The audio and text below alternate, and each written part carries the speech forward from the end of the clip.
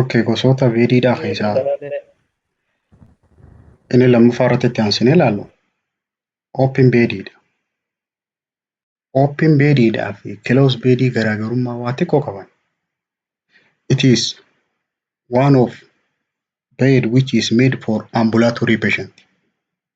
Made in the same way, but difference is open bed are folded back. Open beediidhaa fi close beediin karuma tokkoon hojjetamanii nama deddeemuu danda'u saniif tolfama. Open beediin. Garaagarummaan isaa gara mataa santuu tooppishiitiidhaa fi bilaankeetii qofaatiitu irra gaddachaa akka inni booda salphatti jala seenu.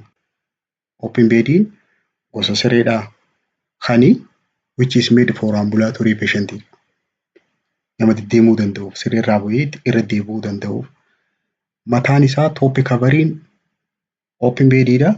It is folded backidha. Gara duubaatti gad deebi'a. Purpose of making open beediin kaayyoon nuti open beedii kana qopheessinuuf maali? To provide clean and comfortable bed for patient. Siree qulqulluudhaa fi mijjattuu dhukkubsataadhaaf qopheessuuf. To reduce risk of infection. Naannawa qulqulluu goonee carraa dhukkubaan qabamuudhaa hir'isuudhaaf. By maintaining clean environment. Inni sadaffaadhaa to prevent bed sore.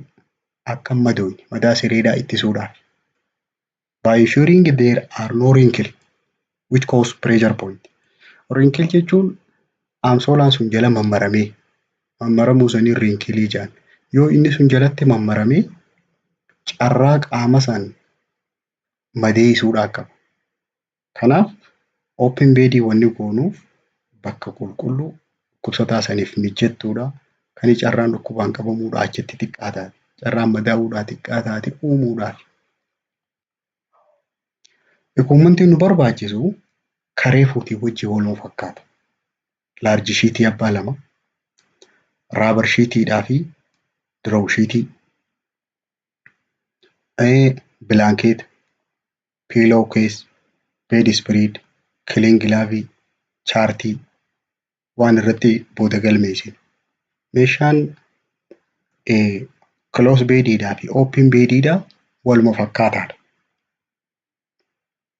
Open beediin isii mataan sun gad dacha'ee jiru san mataa bilaankeetiidhaatii fi tooppishiitiidhaa san qofaa irra gaddacha. Procedure isaa jalqaba wash your hands and collect necessary material. Harka dhiqatteeti meeshaa si barbaachisu walitti qabataa.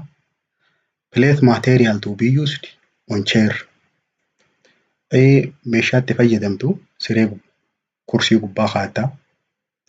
Turn mattress and arrange evenly on bed. Firaasha garagalchiteeti sireedhaa wajjin kan wal qixxaatu. Siree wajjin wal qixxeessitee jalqaba place bottom sheet with correct side up. Bottom sheetiidha firaasha gubbaa keessa. Center of sheet on center of bed. Walakkaa isaa walakkaa sireerra keessa. San booda and then at the head of the bed. San booda gara mataatti ol harkifta. Isa irra bottom sheet irra keessa kana tuck sheet under mattress at the head of bed. Gara mataadhaatti jala galchiteeti koornara hiita. Gara mataatiin. San booda gara hin naannoytu waan biraa gubbaa keessa malee. Hanga roga kanarraa complete gootutti siree afoo hanga fixutti gara kaanitti naannoytu. Tuck sheet on the side and the foot of bed.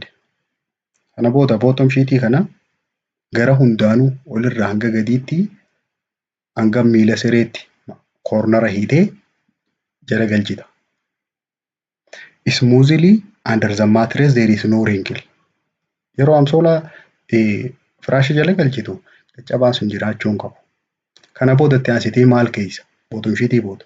Raabar shiitiidhaa fi diroow shiitii walakkaa sireerra keessa. Seentara isaarra. Kana booda roga irraa afur jirtu kanaan jala galchita. Tuck smoothly and tightly. Kana booda place cotton draw sheet. Draw sheetii isa pilaastikaa hin ta'in kan uffataa san kan huccuu sanii gubbaa keessa. Raabar shiitiidhaa fi draw sheetii wal qixxaatanii wal gubbaa jiraachuu qaban. Draw sheetiin pilaastikaa, raabar shiitiin. Kootoniin ammoo tajibiriidhaati. Place top sheet with wrong side.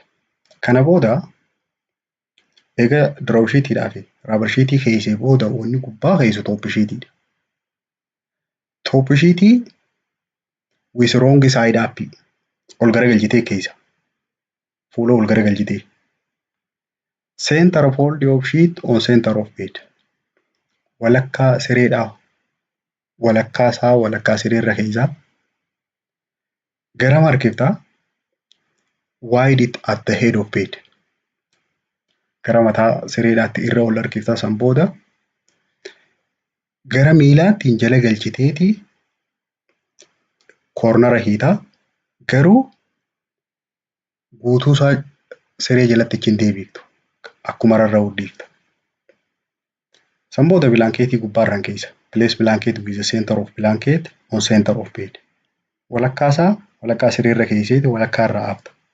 Gara miilaatti gatoo. Gara miilaatti gatattee koornara hiita.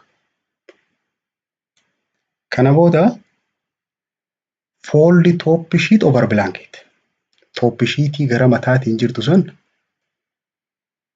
birdilibsii kanarra bilaankeetii irra gaddachaafta. Irra gaccabsita. Kana booda maal goota beedi ispiriidii gubbaarra afta. Xumurarra beedi ispiriidii gubbaarra haftee right side up kara sirriitiin gubbaarra haftee and tack it. Jala galchita firaasha jala. San booda gara kaan naannoyta. Go to the other side of bed and tack in the bottom sheet, draw sheet, mitering corner. Akkuma gara jalqabaa goote sanitti dura bottom sheetii firaasha jala galchitee san booda draw sheetiitti aansita. Cornera eega hiitee booda kaanis hanga top sheetiitti hanga bilaankeetiitti eega gamas guutuu completely tolchitee booda steppiin si hafte pillow case'itti kaa'uudha. Kiisha makaddaadhatti kaa'u. Makaddaadhatti yeroo kiisha keessu karaa lamaan itti kaa'uu dandeessa. Walitti xiqqeessitee booda harka keessachi keessaa makaddaa qabatta. Eega makaddaa qabattee irra ol harkifta. Mataa makaddaadhaa san isaa banaadhaa san garam garagalchitaa ulaarraa garagaluu qaba. Away from the dooriidha. Ulaarraa garagaluu qaba. See the bed is neat and smooth. Kana booda sireen sun qulqulluudhaafi diriirtuu ta'uu si ilaalteeti leave bed in place, wash your hands, record and document. Siree eega ilaaltee booda harka kee dhiqattee waan hojjette galmeessita. Close bediin kana fakkaatti.